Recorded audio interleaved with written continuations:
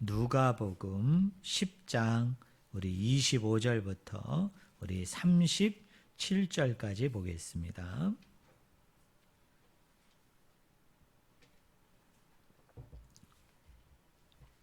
오늘 하나님의 말씀은 신약성경 누가복음 20장 우리 25절부터 37절까지입니다.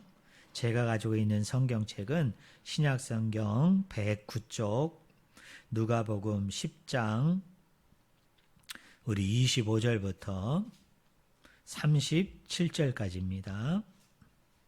제가 읽어드립니다. 어떤 율법 교사가 일어나 예수를 시험하여 이르되 선생님 내가 무엇을 하여야 영생을 얻으리이까? 예수께서 이르시되 율법에 무엇이라 기록되었으며 내가 어떻게 읽느냐? 대답하여 이르되 내 마음을 다하여 목숨을 다하여 힘을 다하여 뜻을 다하여 주 너희 하나님을 사랑하고 또한 내 이웃을 내 자신같이 사랑하라 하였나이다. 예수께서 이르시되 내 대답이 옳도다. 이를 행하라. 그러면 살리라 하시니 그 사람이 자기를 옳게 보이려고 예수께 여짜오되 그러면 내 이웃이 누구니이까? 예수께서 대답하여 이르시되 어떤 사람이 예루살렘에서 여리고로 내려가다가 강도를 만나매 강도들이 그 옷을 벗기고 때려 거의 죽은 것을 버리고 갔더라.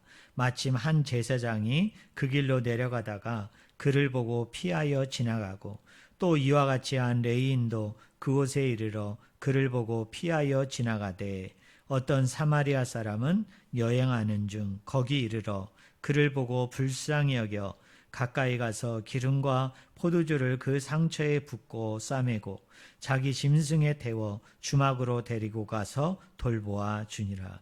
그 이튿날 그가 주막 주인에게 데나리온 2를 내어주며 이르되 이 사람을 돌보아 주라. 비용이 더 들면 내가 돌아올 때에 갚으리라 하였으니 내 생각에는 이 세 사람 중에 누가 강도 만난 자의 이웃이 되겠느냐?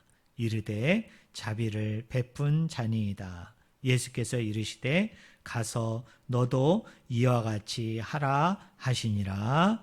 아멘. 오늘 같이 읽은 본문 말씀 누가복음 10장 25절부터 37절의 말씀을 가지고 누가 이웃입니까? 라는 제목으로 같이 하나님의 말씀을 나누기를 원합니다. 어떤 유대인 율법학자가 모세오경 토라를 연구하다가 이런 조사를 하였습니다. 모세오경, 창세기, 출애굽기, 레위기, 민수기, 신명기를 우리가 모세오경이라고 얘기하거든요.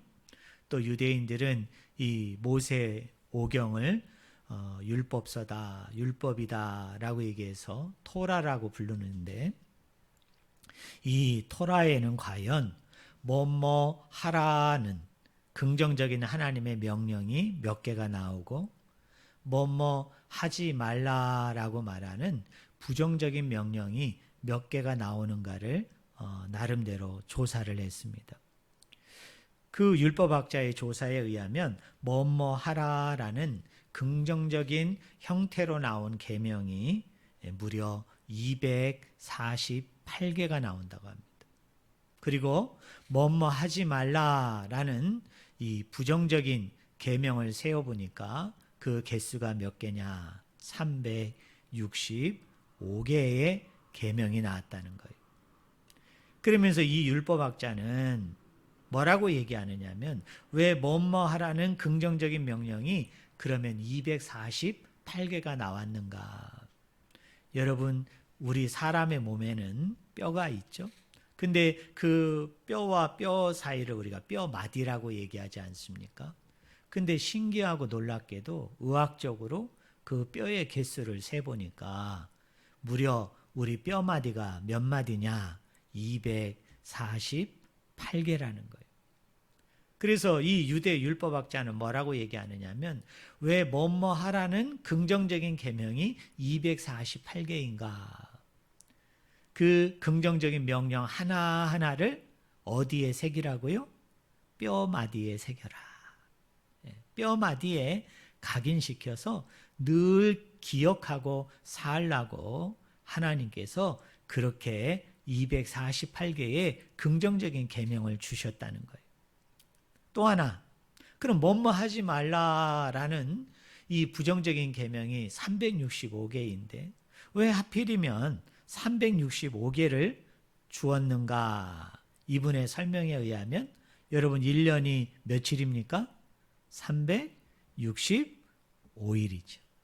그러니까 이분이 뭐라고 주장하냐면 하루하루 매일같이 하나님 말씀을 기억하라고.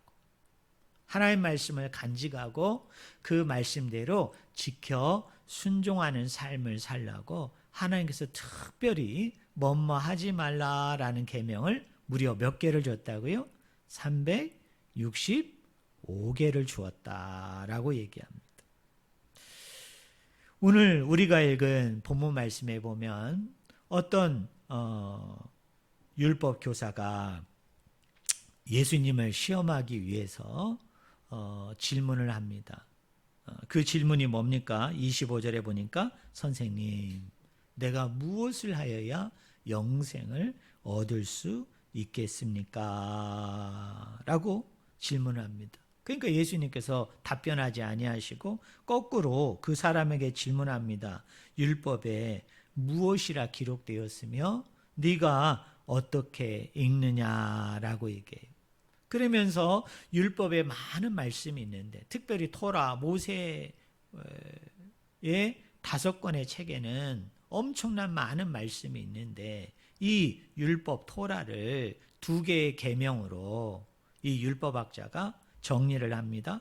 그것이 뭡니까? 27절에 보니까 대답하여 이르시되 내 마음을 다하며 목숨을 다하며 힘을 다하며 뜻을 다하여 주 너희 하나님을 사랑하고 또한 내 이웃을 내 자신과 같이 사랑하라. 여러분 이 말씀이 뭘 얘기하는 거예요? 모세오경을 2개의 계명으로 요약을 하면 특별히 이 하나님께서 이스라엘 백성에게 주셨던 그 율법을 2계명으로 요약을 하면은 이중사랑 계명이라는 거예요. 여러분 이중사랑 계명이 뭐예요? 하나님을 사랑하고 그리고 또 하나가 뭐예요?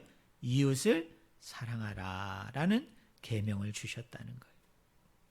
이거와 병행 본문인 마태복음 22장 34절부터 40절을 보면 이 율법사가 예수님에게 질문을 합니다. 시험하기 위해서 질문을 해요. 여기서는 어떻게 해야 영생을 얻을 수 있습니까? 이렇게 질문했지만 마태복음 22장 34절부터 40절을 보면은 거기서 율법사는 예수님에게 이렇게 질문합니다. 율법에서 가장 큰 계명이 무엇입니까? 가장 으뜸되는, 가장 최고되는 계명이 무엇입니까? 이렇게 질문해요. 아까 제가 설교 초두에 이야기했죠. 여러분 율법서에는 총 몇 개의 계명이 나온다? 613개가 나온다. 긍정적인 계명은 248개, 부정적인 계명은 365개. 그래서 2개를 더하니까 613개의 계명이 나온다는 거예요. 그런데 이 율법학자는 그것을 염두에 두고 예수님에게 질문을 합니다. 613개의 계명이 율법서에 나오는데 가장 큰 계명, 가장 으뜸되는 계명, 가장 우선되는 계명이 무엇입니까? 라고 질문해요. 그때 예수님께서는 오늘 본문 말씀에 율법 교사가 질문한 거에 대해서 답을 한 것처럼 똑같은 답을 합니다. 그게 뭐예요? 내 마음을 다하고 목숨을 다하고 뜻을 다하여 주 너희 하나님을 사랑하라. 내 이웃을 내 자신과 같이 사랑하라 라고 얘기하면서 일명 이중사랑 계명을 말씀합니다. 그런데 바울 서신을 보면은 우리 사도 바울은 이 이중사랑 계명을 하나의 계명으로 요약합니다. 하나의 계명으로 정리해서 우리에게 이야기합니다. 로마서 13장 8절에 보니까 피차 사랑의 빛 외에는 아무에게든지 아무 빛도 지지 말라. 남을 사랑하는 자는 여러분 따라해 보실래요? 다 이루었느니라. 예. 뭐한 사람이 율법을 다 이루었어요? 뭐한 사람이 계명을 다 이루었다고 얘기했어요? 남을 사랑하는 자는 그 율법의 요구를 다 이루었다. 그 율법에서 말하는 그게 부정적인 계명이든 긍정적인 계명이든 그 계명의 요구를 다 이루었다라고 얘기합니다.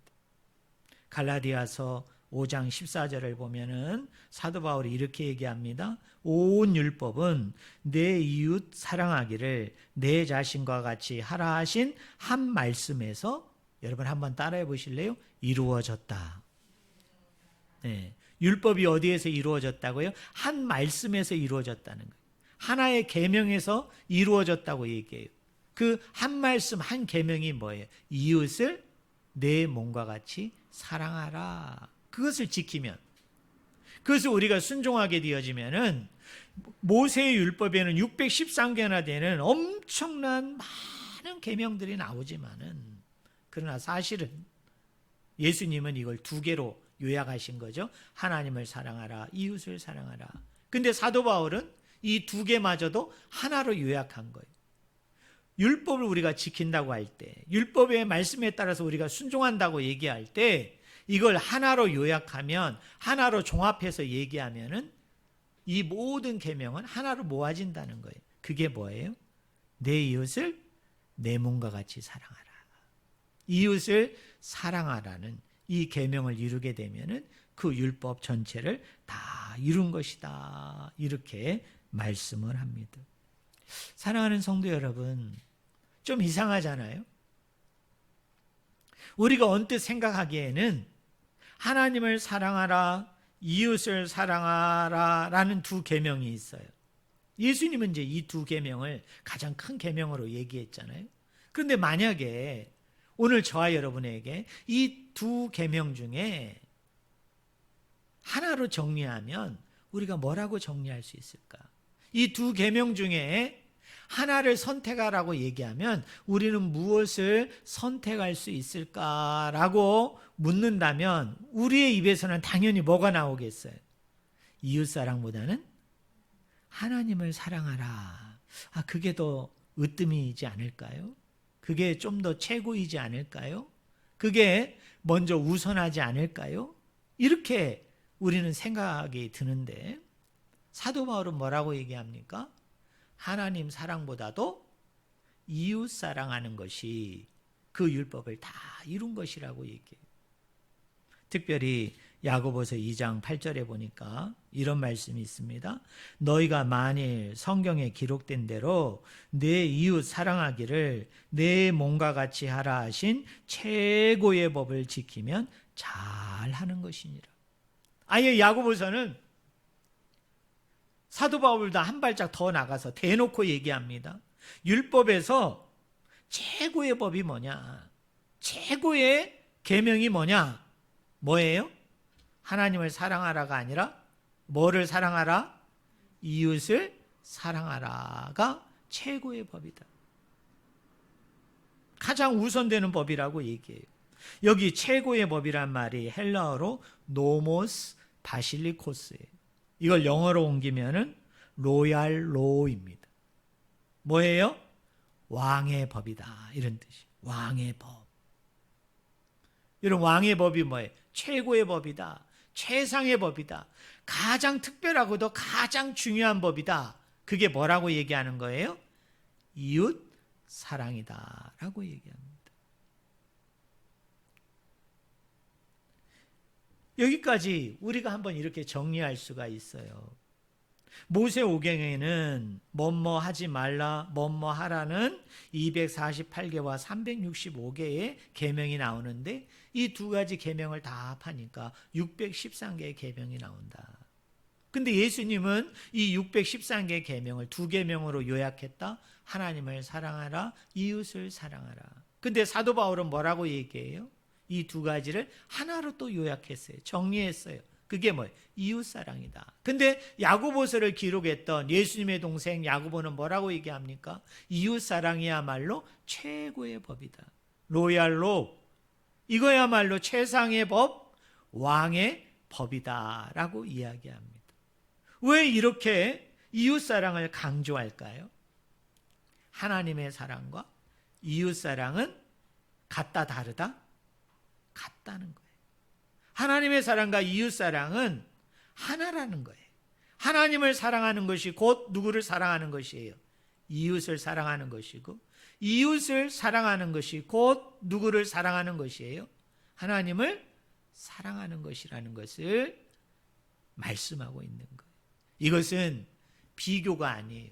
하나님 사랑이 먼저 있고 이웃 사랑이 뒤이고, 아니 이웃 사랑이 먼저이고 하나님 사랑이 뒤가 아니라는 거예요. 사도 바울도 또 예수님의 동생 야고보도 왜 이웃 사랑을 최고의 법으로 두었느냐, 왜 왕의 법으로 두었느냐, 그만큼 이웃 사랑이 중요하다는 거예요. 왜?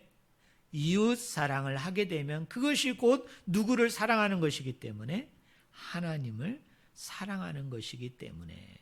그리고 하나님을 사랑하는 자는 당연히 이웃을 사랑해야 되는 거고, 이웃을 사랑하는 사람은 이웃을 사랑하지만 하나님은 그 이웃을 사랑하는 것을 뭘로 여긴다는 거예요? 나 하나님을 사랑하는 것으로, 나 예수 그리스도를 너희들이 사랑하는 것으로 간주하겠다는 거예요. 여기겠다는 거예요. 그래서 이 두 계명마저도 하나로 통합을 해보니까 남는 것은 뭐이다? 이웃 사랑이다. 우리 성도님들 한번 따라해 보겠습니다. 이웃을 사랑하라. 네, 이웃을 사랑하라. 이웃을 사랑하라. 그러니까 역으로 얘기할 수 있죠. 하나님을 사랑한다 하면서도 이웃을 사랑하지 아니하면 이것은 하나님을 사랑하는 게 아니라는 거예요. 그만큼 뭐예요? 이웃 사랑이 중요하다는 것을 반어적으로도 오늘 저와 여러분에게 말씀하고 있습니다. 그러면 우리는 여기서 질문을 해야 되겠죠. 이웃을 사랑하라고 얘기할 때 오늘 설교 제목에 가리키는 것처럼 이웃이 과연 누구인가? 내가 사랑해야 될 이웃이라고 얘기할 때 그 이웃은 구체적으로 누구를 말하고 있느냐는 거예요. 오늘 본문을 많은 성경학자들은 일명 무슨 비유라고 얘기하느냐 하면 선한 사마리아인의 비유라고 이야기합니다. 아마 오늘 비유의 말씀은 우리 성도님들이 너무나도 많이 들었던 말씀일 거예요. 어떤 한 사람이 예루살렘에서 여리고를 향하여 내려가다가 누구를 만났어요? 강도를 만났어요. 그래서 강도들이 그 옷을 벗기고 때려가지고 이 사람이 거의 죽은 상태로 여러분 길에 방치되어 있었습니다. 그런데 그곳에 누가 지나갔어요? 레인이 지나갔고 제사장이 지나갔어요. 근데 제사장과 레인은 31절과 32절에 보니까 그를 보고 피하여 지나갔어요.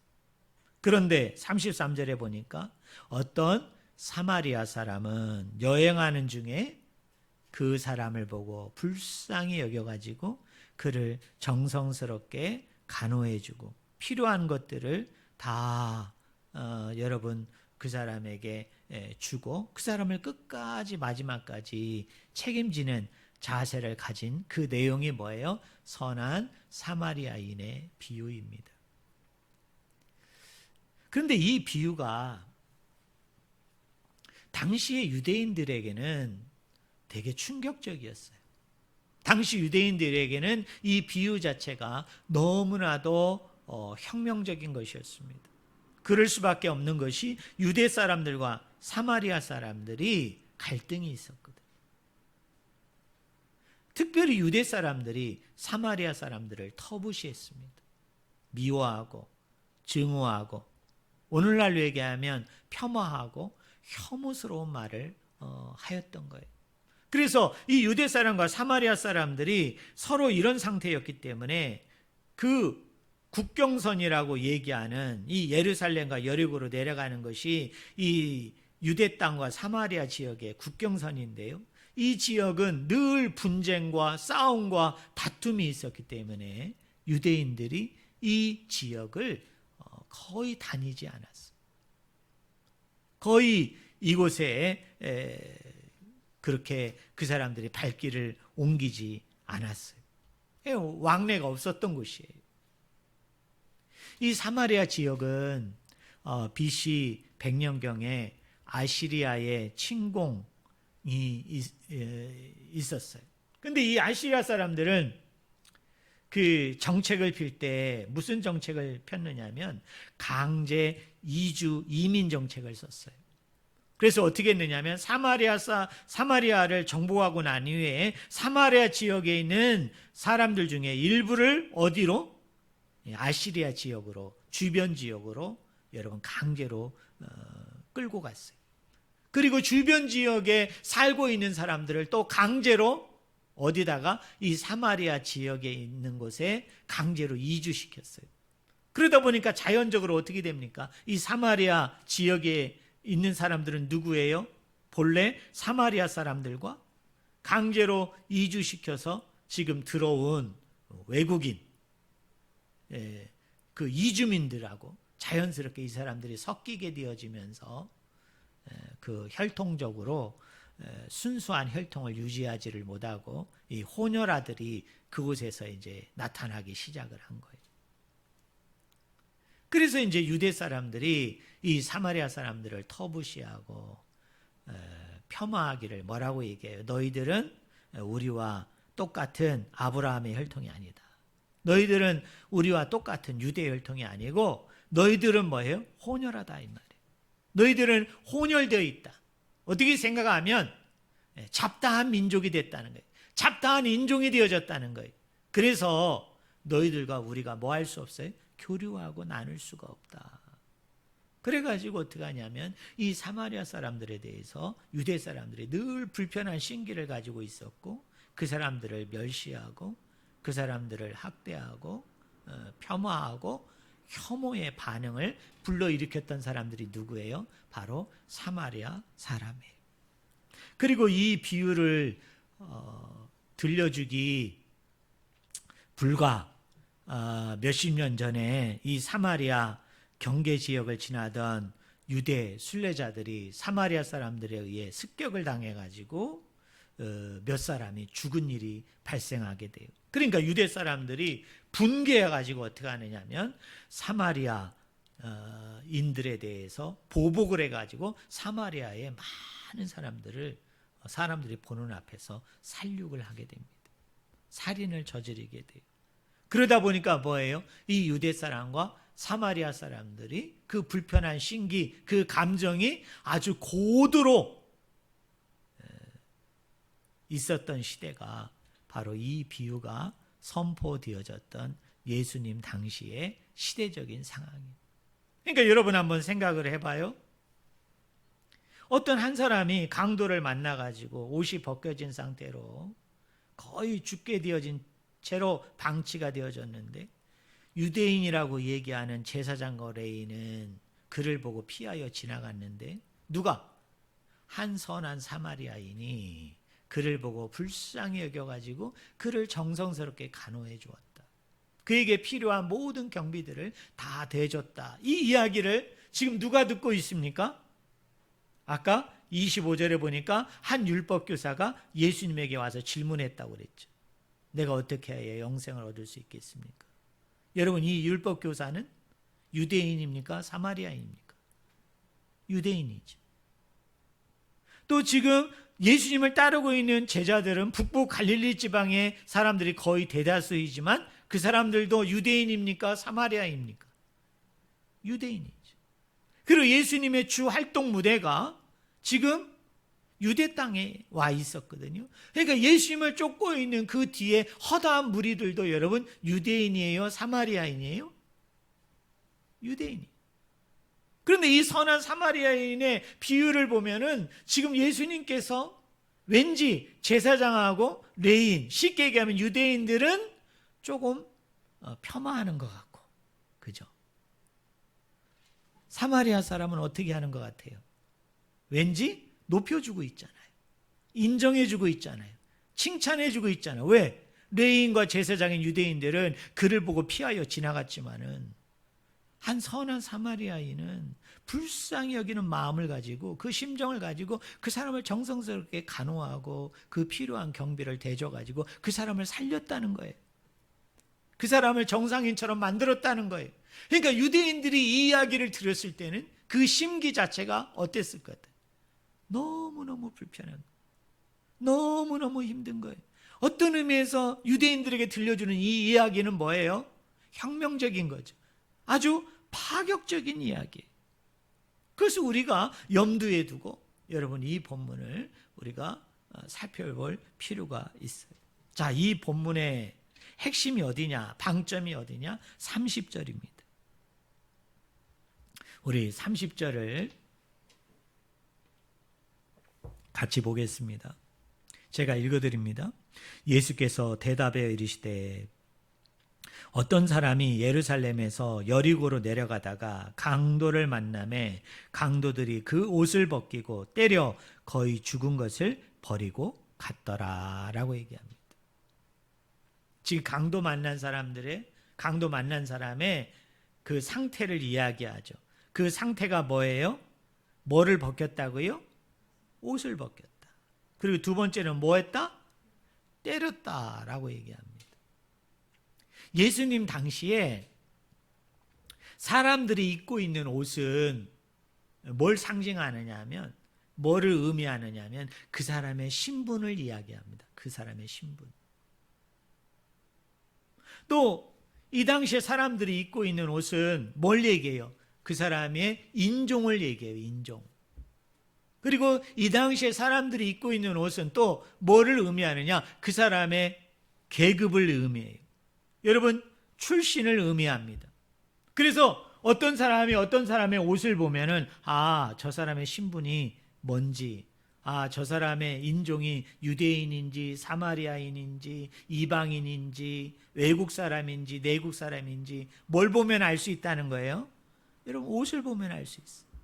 저 사람이 주인인지 종인지, 저 사람이 자유자인지 노예인지, 남자인지 여자인지, 저 사람이 어른인지 아이인지 뭐를 보면 알 수 있어요?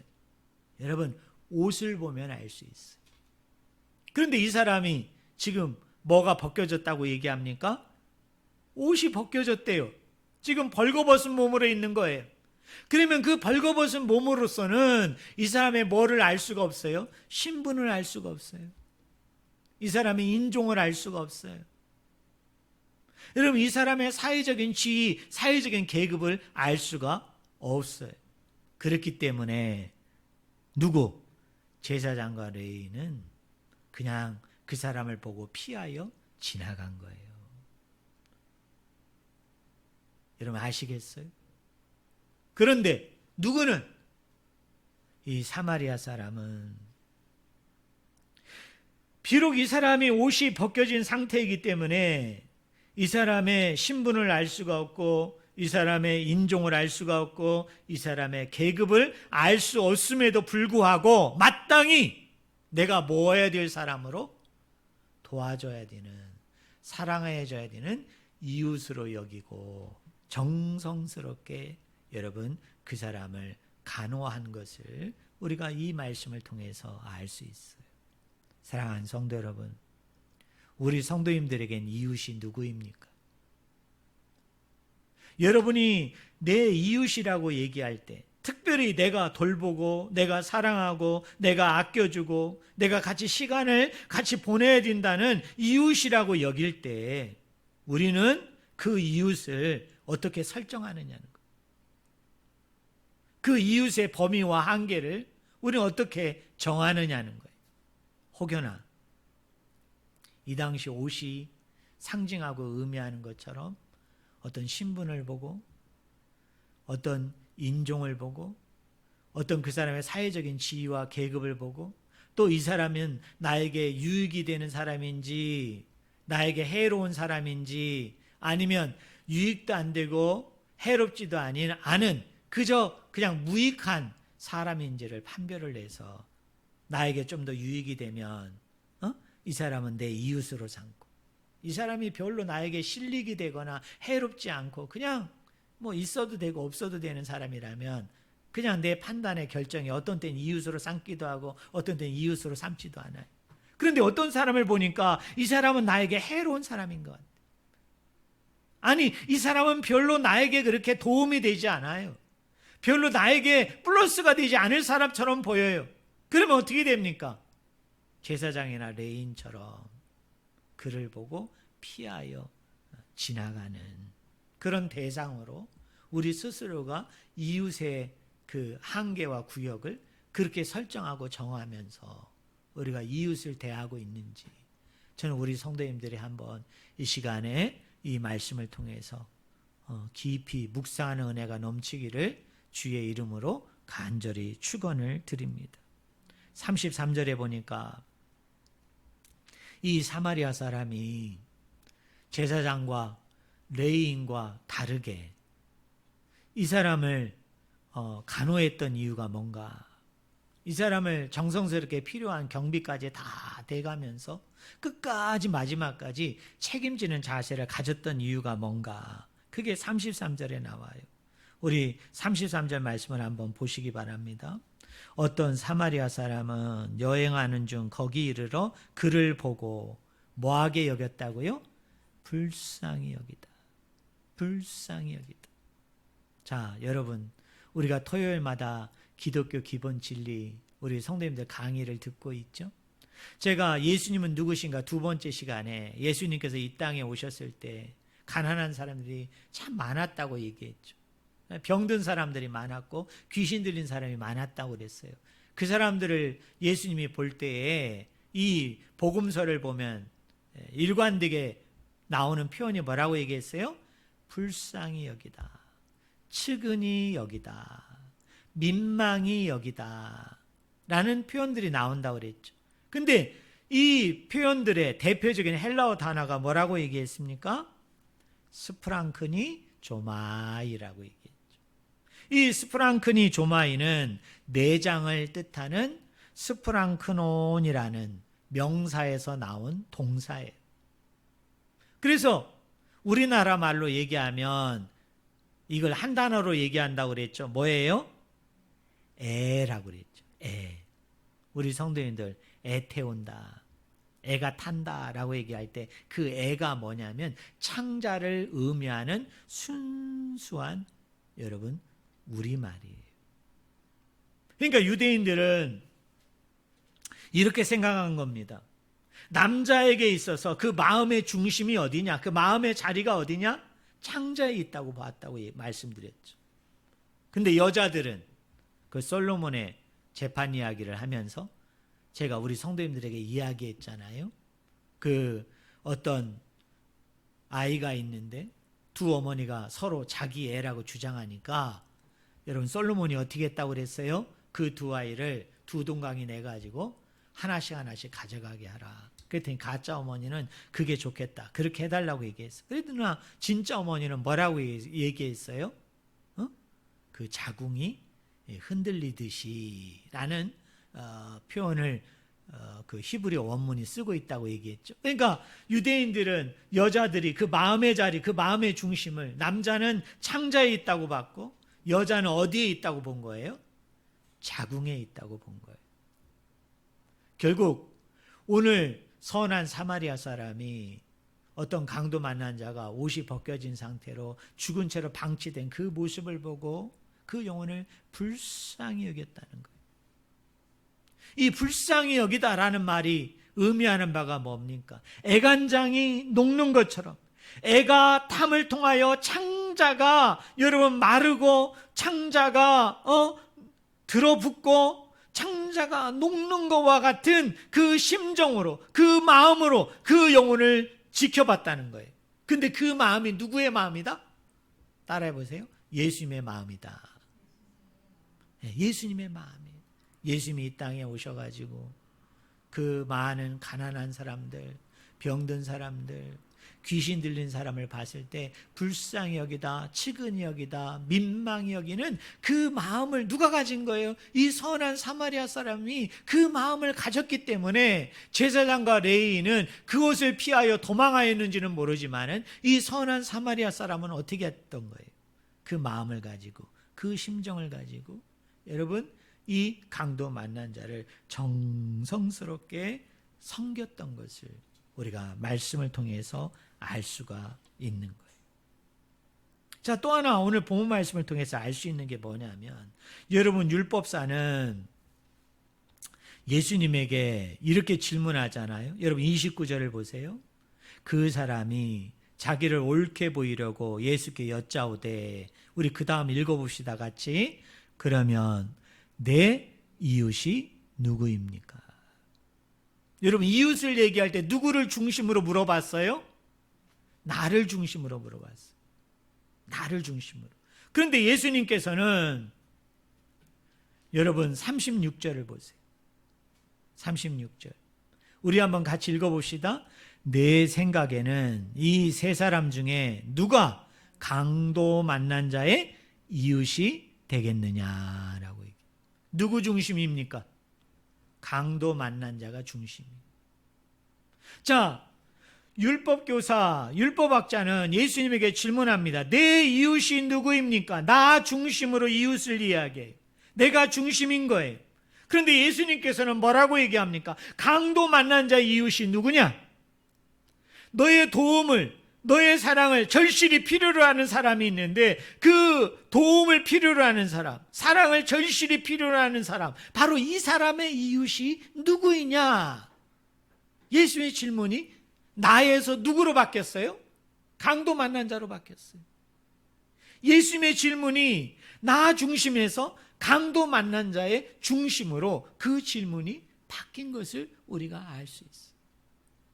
안타깝게도 오늘 우리 교회 다니는 분들도 우리가 이웃을 얘기할 때 누구 중심으로 얘기해요? 내 중심으로 얘기해요. 나 중심으로 얘기해요. 내가 중심이에요. 내가 중심. 내가 중심인 상태에서 이웃을 두는 거예요. 그런데 예수님은 그게 아니라는 거예요. 이웃은 누구냐? 어떤 사람이 도움을 필요로 하고 있어요. 어떤 사람이 사랑을 절실히 필요로 하고 있어요. 아니, 이 사람은 도움이 있어야 돼. 사랑을 누군가는 반드시 베풀어야 돼요. 근데 이 사람의 이웃이 누구냐? 이렇게 질문을 하고 있는 거예요. 저는 우리 성도님들이 하나님 사랑이 있고 이웃 사랑이 있는데, 이게 두 가지 큰 계명인데 이걸 하나로 요약하면 이웃 사랑이에요. 저는 우리 성도님들이 하나님을 사랑하듯이 이웃을 사랑해야 되는데, 이 최고의 법, 왕의 법을 지켜야 되는데, 우리 성도님들이 이웃을 염두에 둘 때 나 중심으로 이웃을 두는 것이 아니라, 누군가가 나의 도움을 절실히 요구하고, 누군가가 나의 사랑을 절실히 필요로 하고, 누군가는 이 사람에게 도움을 줘야 되고, 누군가는 이 사람에게 반드시 사랑을 베풀어야 되는 그런 자리, 그런 사람이 발견이 되거든. 그 사람의 이웃이 되는, 나 중심으로 이웃을 설정하는 게 아니라 그 사람 중심으로 이웃을 설정함을 통해서 내가 그 사람의 이웃이 되는 그런 이웃사랑을 몸소 실천하는 우리 귀한 성도님들 여러분들이 되기를 주의 이름으로 축원을 드립니다. 마틴 루터 또는 마틴 루서 킹이라는 그 미국의 흑인 목사님이 계세요. 미국이 남과 북으로 갈라져 가지고 그 노예 문제 때문에 남북 전쟁이 여러분 일어났잖아요. 그때 활동했던 흑인 인권 운동가이신 이 마틴 루서 킹이라는 목사님이 이 선한 사마리아 비유라는 이 본문을 가지고 이렇게 설교했습니다. 강도 만난 자를 보고 그냥 지나간 제사장과 레인이 가장 먼저 던진 질문은, 만약 내가 여기서 멈춰 이 사람을 돕는다면 나에게 무슨 일이 일어날까 였습니다. 그러나 그 다음에 그 길을 지나간 선한 사마리아인은 이 물음을 거꾸로 뒤집었습니다. 만약 내가 여기서 멈춰 이 사람을 돕지 않는다면 그에게 무슨 일이 일어날까? 이렇게 물으면서 여러분 그 사람을 도왔다는 거예요. 사랑하는 성도 여러분, 이게 바로 이웃사랑 아닙니까? 우리가 길을 걷다가 또는 우연하게 어느 곳에 가다가 또는 어떤 사람들을 통해서 이런저런 이야기를 들어요. 이런저런 이야기가 들립니다. 또 여러분이 TV나 매스컴이나 방송을 통해서 우리가 방송을 보다가 어느 나라에 또 어느 지역에 참 불쌍하고 억누르고 소외되고 죽어가는 사람들을 우리가 그런 이야기를 듣습니다. 그때 우리는 그것을 보면서 어떤 질문을 해야 됩니까? 마틴 루서 킹 목사님이 이야기한 대로 이런 질문을 해서는 안 되죠. 만약 내가 여기서 멈춰 이 사람을 돕는다면 나에게 무슨 일이 일어날까? 이 질문이 아니라 이 질문을 바꾸라는 얘기죠. 어떻게 해요? 만약 내가 여기서 멈춰 이 사람을 돕지 않는다면 그에게 무슨 일이 일어날까? 그 사람이 어떤 낭패를 볼까? 그 사람이 어떤 죽음을 맞이하게 되어질까? 이 질문을 이렇게 바꿔버리면은요, 그 사람이 내 이웃인 거예요. 그 사람이 마땅히 내가 도와야 되는 대상이에요. 사랑해야 되는 대상이에요. 그래서 그 사람이 나의 이웃이 되기 때문에 우리가 그 사람을 품고 기도하고 내가 할 수 있는 한 내 선에서 최선으로 여러분 그 사람을 돕는 이웃사랑을 우리가 실천할 수 있는 거예요. 자, 결론적으로 얘기합니다. 오늘 우리에게 이웃은 누구입니까? 나의 도움이 절실히 필요로 하는 사람들이 있다면 옷이 벗겨진 상태로 여러분 길바닥에 나앉은 사람처럼 나는 그 사람의 인종을 몰라요. 그 사람의 신분을 몰라요. 그 사람의 출신과 계급을 몰라요. 하지만 그거 몰라도 돼요. 그래도 그 사람이 뭔가 나의 도움을 필요로 하고 나의 사랑을 필요로 하고 또 내 마음에 그런 애끓는 마음, 애를 태우는 마음, 예수님의 마음이 있어서 뭔가 그런 마음들을 하나님이 심어준다면은 그런 모든 것에 고려 없이 그런 모든 조건에 전혀 구애받지 아니하고 마땅히 내가 사랑해야 될 대상으로 여기고 그 사람을 품고 기도하고 내 할 바를 하면서 이 이웃사랑을 몸소 실천함을 통해서 모세오경의 613개의 계명 중에 로얄로 최고의 법, 최상의 법, 최고의 으뜸의 법인 이 이웃사랑을 몸소 실천하고 행하고 순종하고 복종해 나가는 우리 모든 성도님들 한 분 한 분이 다 되어지기를 예수 그리스도의 이름으로 간절히 축원을 드립니다. 기도하겠습니다.